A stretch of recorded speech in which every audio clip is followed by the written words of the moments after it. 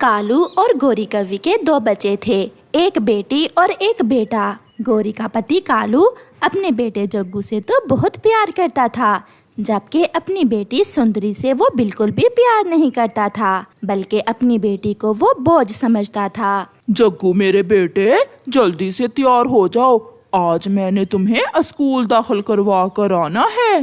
पिताजी, क्या मैं भी तैयार हो जाऊं? मैं भी स्कूल जाऊंगी। आराम से घर बैठो, तुम स्कूल जाकर क्या करोगी? तुमने कौन सा कोई नौकरी करनी है? घर ही तो संभालना है। आई बड़ी स्कूल जाने वाली। जग्गू जल्दी तैयार हो जाओ, मैं अभी आया। ऐसा कहते हुए कालू घर से निकल जाता है और सुंदरी चुपचाप बैठ जाती है। वो अपने भाई को हसरत भरी निगाहों से देख रही थी।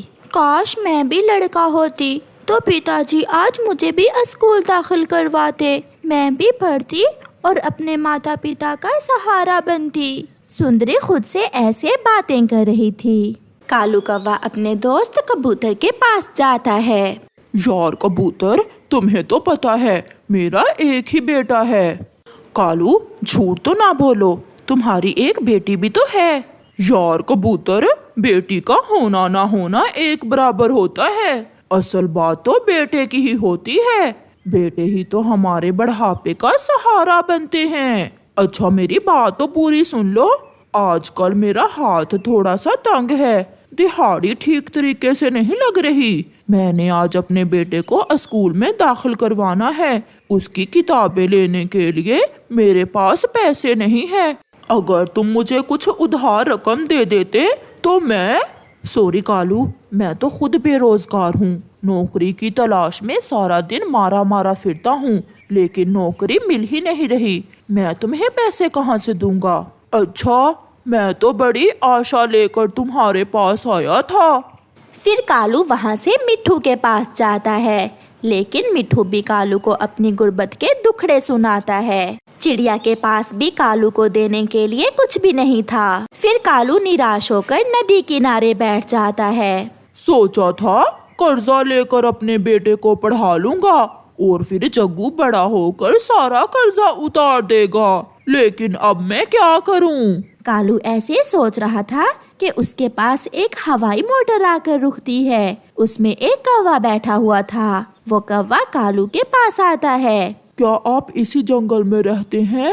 हाँ, मैं इसी जंगल में रहता हूँ। आप कौन है? मैंने आपको पहले कभी नहीं इस जंगल में देखा। मैं शहर वाले जंगल से आया हूँ। असल में हम कोई बच्चा गोद लेना चाहते हैं, क्योंकि मेरा कोई बच्चा नहीं है। मेरी पत्नी जो अंडा भी देती है वो खराब हो जाता है। मेरी पत्नी को संतान की बहुत इच्छा है। संतान के दुख ने उसे बीमार कर दिया है। अगर आपकी नजर में कोई गरीब बच्चा है तो मुझे बताइए, मैं मुंह मांगी रकम दूंगा उसके माँ बाप को।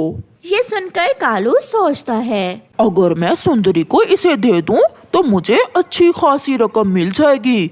मैं जग्गू को भी पढ़ा लूंगा और खुद भी ऐश करूंगा। आपकी सोच में पड़ गए।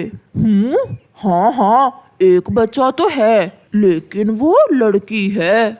लड़की है तो क्या हुआ, हमें इस बात से कोई फर्क नहीं पड़ता। तो फिर चले, मैं आपको अभी वो बच्ची दे देता हूँ। वो मेरी खुद की ही बेटी है। ये तो बहुत अच्छा हुआ, मैं आपको मुंह मांगी रकम दूंगा। फिर कालू कौवा उस अमीर कौवे को अपने घर ले जाता है। ये तो बहुत सुंदर बच्ची है। बेटी आओ, मेरे पास आओ।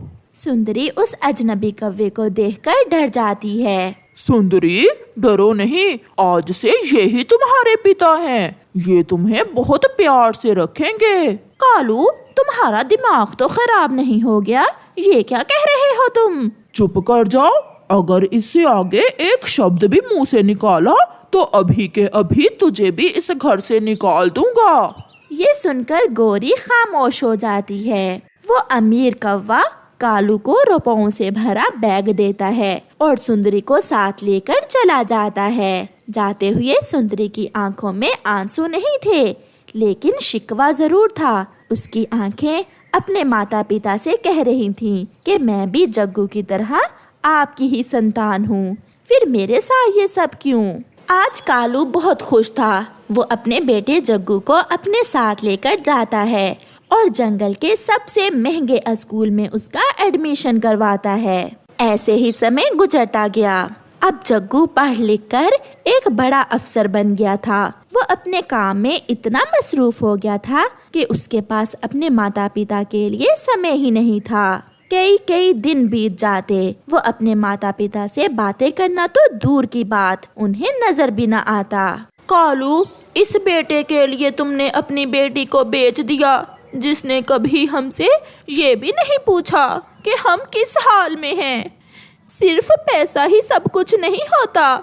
इस उम्र में हमें पैसों की नहीं बल्कि संतान की जरूरत है। आज कालू भी खामोश था। शायद उसे भी पता चल गया था कि वो कितनी बड़ी गलती पर था। आज उसे भी अपनी बेटी की बहुत याद सता रही थी। हाँ गौरी, तुम ठीक कह रही हो। अगर आज हमारी बेटी हमारे पास होती तो हम यूं तन्हा ना होते। रानो ने अपनी बेटी की शादी कर दी है, लेकिन उसकी बेटी फिर भी अपनी माँ से रोज मिलने आती है, उससे घंटों बातें करती है।